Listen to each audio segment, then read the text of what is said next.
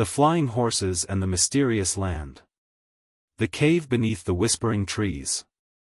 The forest awoke in silver mist and birdsong. For riders emerged from the edge of the glade, their cloaks billowing behind them as dew clung to leaves and the air smelled of pine and ancient rain. Each rode a horse as distinct as themselves. Lamira rode Thornwind, a sleek gray mare with eyes the color of storm clouds.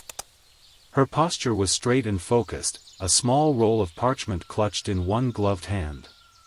Azrak followed atop Brannock, a towering chestnut stallion whose presence seemed to calm the very air. The big horse moved with deliberate grace, occasionally lowering his head to nuzzle the trees that leaned in close, as if to greet an old friend. Zorvan bounced lightly on Emberdash, a nimble black horse with a wild mane that seemed to catch flame in the morning light. The horse, like his rider, never quite moved in a straight line, darting forward, back, and sideways as Zorvan laughed at his own jokes. Seraphine glided silently on Lenara, her pale silver mare seemingly untouched by the earth beneath her. Wind stirred the sorceress's dark cloak, and her eyes, half-closed, followed the shifting light through the trees. Their path wound deep into the forest of Varelen, a place where the trees stood tall as towers and the underbrush whispered with secrets. A map inked in forgotten runes, discovered in the rotting remains of a crumbling monastery, had led them here. Lamira had spent 3 nights decoding its cryptic warning. Where shadows breathe and stone remembers, the cave opens to those who seek.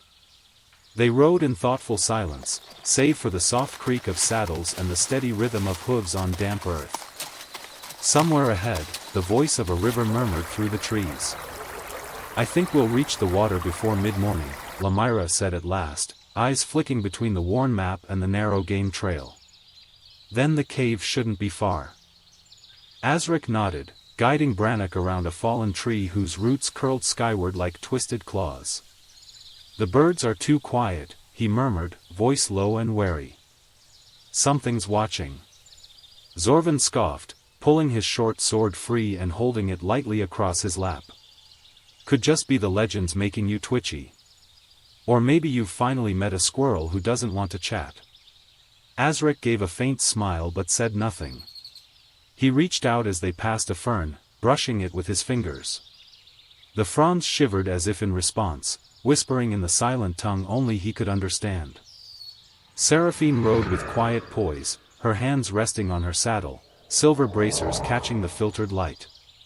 A faint flicker of blue light traced her fingertips. "The air hums with old magic," she said softly, eyes distant. "The cave is close, and it remembers." The forest thickened and darkened as they approached the river. The path became slick with moss, and roots rose like buried bones to catch at their horses' hooves. The trees grew older here, their trunks wide and split with age. Soon they reached the river Ilarion, a dark ribbon of water threading through the forest, wide and cold.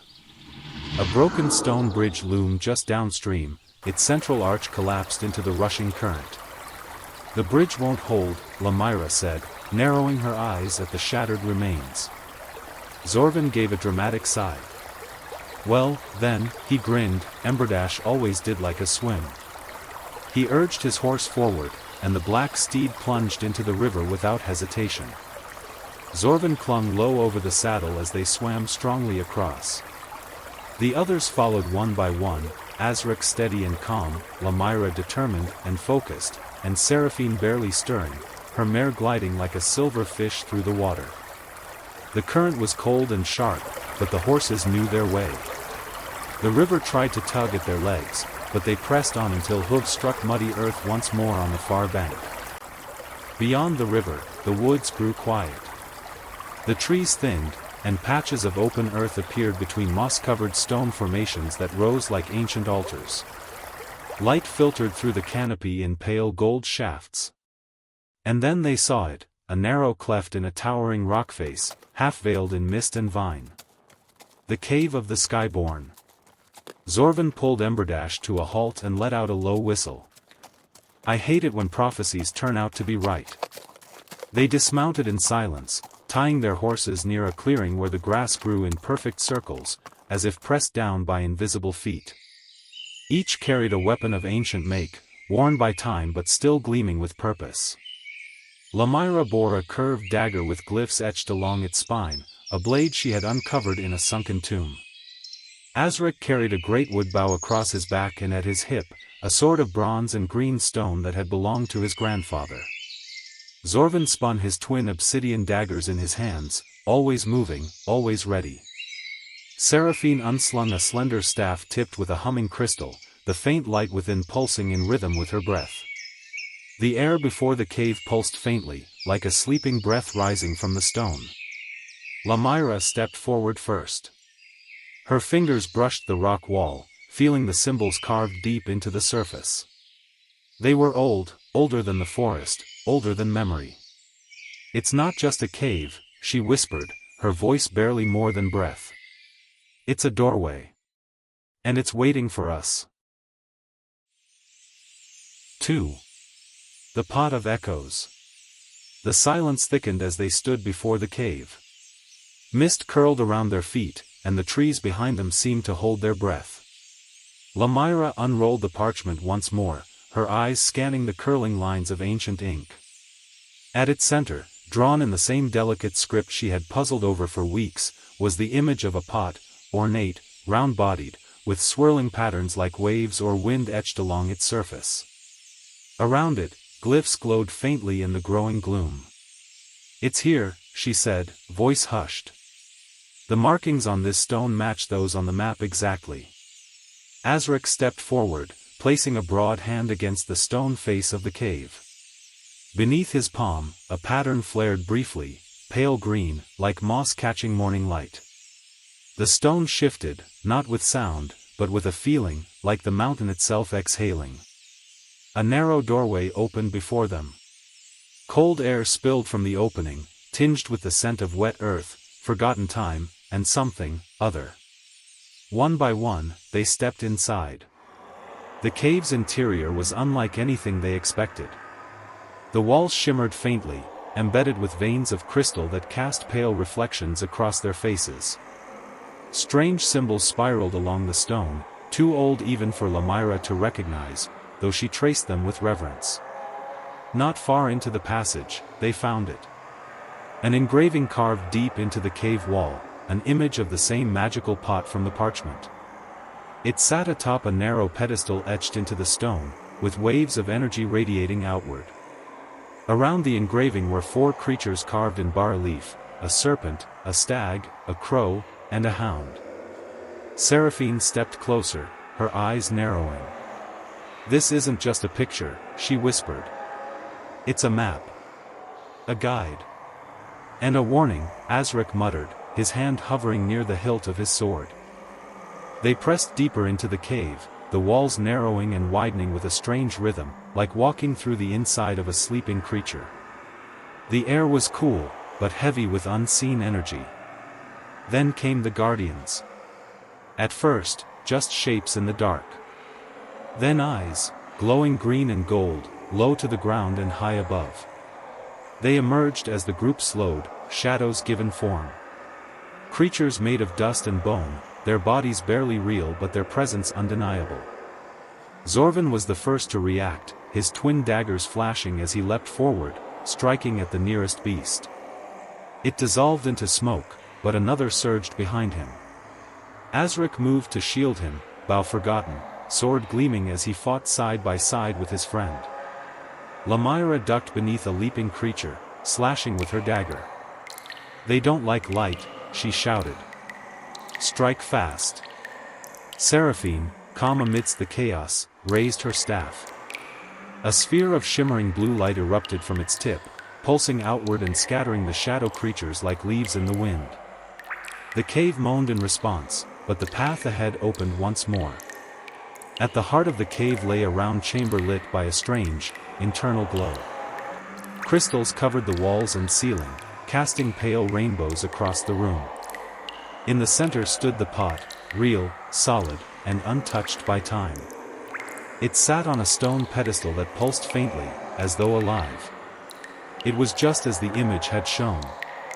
Azric stepped forward slowly, glancing once at Lamira, who nodded. "This is the place." He reached out a hand, steady and sure, then looked back at Seraphine. "Ready?" he asked. She nodded and lifted her staff. Energy gathered at its tip, flickering like a captured storm. Azric stepped aside as she raised both hands, her voice a low hum, chanting in an ancient tongue. The pot shimmered, then lifted from its pedestal, glowing with soft violet light. The cave shuddered. "Go!" Seraphine called, cradling the pot in a sphere of magic as the others turned. Behind them, the walls groaned, and the stone itself began to move. They ran, feet pounding on the stone floor, dodging falling pebbles and twisting roots as the cave seemed to collapse behind them. The shadow creatures stirred again, but Seraphine's magic flared, pushing them back long enough for the others to pass. With one final leap, they burst from the cave's mouth into daylight. The moment they stepped outside, the entrance sealed behind them, stone folding inward like a closed eye. The forest around them was quiet once more, as if the cave had never existed. They stood in the clearing, breathing hard, the pot of magic pulsing in Seraphine's hands. No one spoke at first. Then Zorvan let out a low whistle. Well, that was fun. Azric looked to the horizon, then back at the sealed cave. That pot didn't just sit there for show. Something's waiting. Somewhere. Lamira rolled up the parchment with trembling fingers. And we just took the key. Seraphine's eyes glowed faintly as she gazed into the swirling patterns on the pot. This is only the beginning. 3. Wings in the water. The cave lay silent behind them, its entrance sealed once more as though it had never been open. The forest around them breathed calmly again, the mist thinning, the morning sun breaking through the trees. A quiet sense of triumph and wonder hung over the group, though no one yet knew what they truly carried. With care, they mounted their horses once more, Lamira on Thornwind, Azric on Brannock, Zorvan on Emberdash, and Seraphine on Lenara, and turned back toward the trail that had led them into the forest of Virelin. The cave had given up its secret, and now it was time to return. But already, the world seemed changed. By late afternoon, the trees parted once more, and the sound of rushing water reached their ears. The river Ilarion glimmered ahead, still wide, still strong, flowing with the grace of something ancient and watching. They dismounted near the ford they had crossed earlier and led their horses to the water's edge. Brannock lowered his head first, followed by Thornwind and Emberdash, with Lenara gliding silently behind. The horses drank deeply from the river, their reflections shimmering with ripples and fading light. Zorvan, still flushed with excitement, turned the pot over in his hands. Hard to believe something this small sat at the heart of a cave full of monsters, he said, tilting it toward the sunlight. The surface shimmered faintly, the swirling patterns seeming to shift beneath his fingers. Do you think it's cursed? Or blessed? Or both? Lamira leaned closer. Careful, His boot slipped. Moss-coated stone betrayed him, and with a sudden lurch, Zorvan flailed forward. The pot slipped from his grasp, struck a jagged rock with a sharp thud, and tumbled into the river. No! Seraphine cried, reaching out, but it was too late. The pot hit the water with a soft splash. For a heartbeat, nothing happened. Then a pulse of light spread through the current. A thin trail of luminous liquid, spilled from the cracked edge of the pot, unfurled like ink through parchment. The river shimmered, its clear surface darkening, then brightening with a hue no words could quite name. It shimmered between silver and violet, with threads of deep blue and gold, like starlight caught beneath glass. The horses lifted their heads from the water. For a moment, all was still. Then Thornwind let out a sudden, high whinny, and from her shoulders, two silvery wings burst forth, spreading wide with a sound like silk tearing through air. Feathers glistened in the strange light, still damp from the river. Brannock reared back, his chestnut coat glowing as two broad, earthen-toned wings unfurled from his sides, powerful and magnificent. Emberdash shook his mane wildly as dark, sleek wings erupted with a flash of sparks, catching Zorvan's cloak in the wind. And Lenara, serene and graceful, lifted her head to the sky, her wings opening with a whisper, made of moonlight and wind. The four companions stared in awed silence. Zorvan, still sitting in the shallow edge of the river, blinked. I meant to do that. Lamira burst into laughter, even as she helped him to his feet. Well, congratulations. You've enchanted the river. I just wanted a better look, he muttered. Didn't know it would look back. Seraphine approached the edge of the water, now calm again, the strange light fading. She gazed down at the broken shard of the pot still visible beneath the surface. This magic, she said softly, wasn't meant to be held. It was meant to be given. Azrak looked at Brannock, now testing his new wings with a slow stretch. Or awaken. Without another word, they mounted. The horses needed no command. As if drawn by a call only they could hear, their wings beat once, twice, and the ground fell away beneath them. Up they soared, wind rushing past, trees dwindling below into green rivers of canopy. The forest of Virelin spread out beneath them, the river winding like a silver serpent. The sun broke free of cloud, washing the world in light. They laughed, whooped and cried out to the sky, voices torn by wind but full of wonder. The sky opened before them, a boundless sea of blue. And far ahead, on the farthest horizon, something waited. A shimmer of color. A land untouched by map or tale. An enchanted country beyond the edge of the known world. Their journey was no longer bound to the earth. They were flying toward destiny.